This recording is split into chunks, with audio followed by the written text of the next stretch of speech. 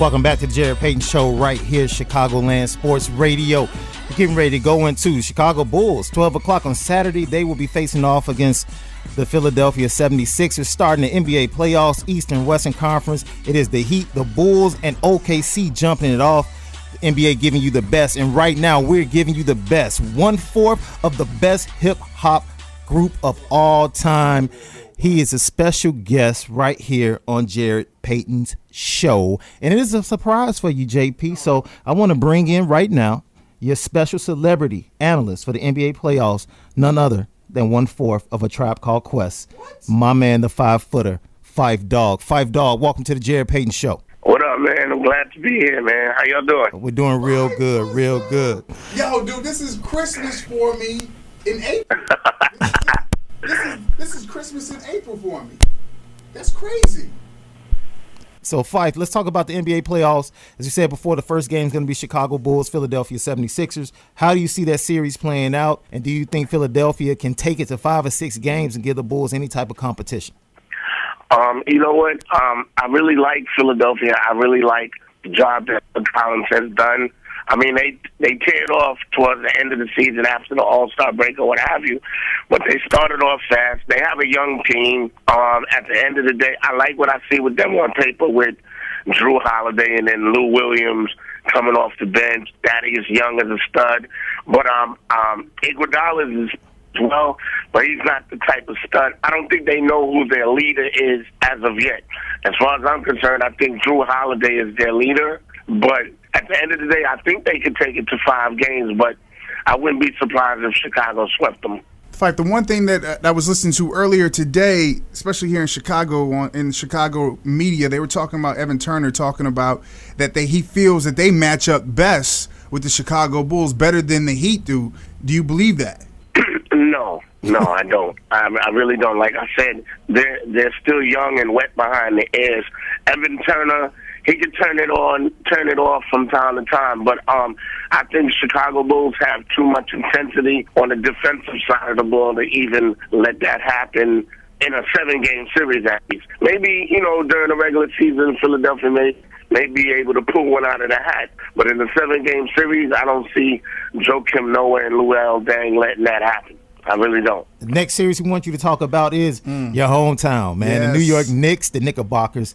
7-game set with LeBron James. The Big Three is starting Saturday down in Miami. How do you see that series playing out? Oh, man. Well, I have a radio show as well that I'm working on, and I label myself Phife the Fanalist. I speak for the fan across the globe, but I come from the mind of an analyst. And as a fan, of course, I want to rock with New York all day, every day. No doubt. But as an analyst, from the reality side of things, analytical point of view, I see Miami win that series in at least 6. But I so hope that I'm wrong because I can't stand the Heat. even from the rival, P.J. Brown and Charlie Ward and all of that, Tim Hardaway crossing us up, and I can't stand them dudes. But love goes out to Alonzo and all of that. But I see Miami winning that series. But I will say this. Just like last year in the finals against Dallas, Miami can be beat because they have the Big Three with C-Bosh, LeBron, D-Wade, obviously. But there's a hole at the 1, Mario Chalmers is through this. And then at the 5, Joel Anthony is like 3M tape. He's transparent as far as I'm concerned. Like, seriously. And then their bench is suspect with the exception of Udonis Haslem. And as long as the Knicks can close out on Mike Millers and Shane Battier and James Jones, we have a chance. Because I will say as well, if you keep D-Wade and LeBron, their bread and butter is attacking the rim, punishing that rim. If you keep them on the outside, when they're hot, they're hot. When they're cold, they're cold. I could live with them shooting from the outside. I really can. Now, if 1 out of the 3 get theirs and shut everybody else down, and I know it's hard, easier said than done, I think the Knicks have a chance.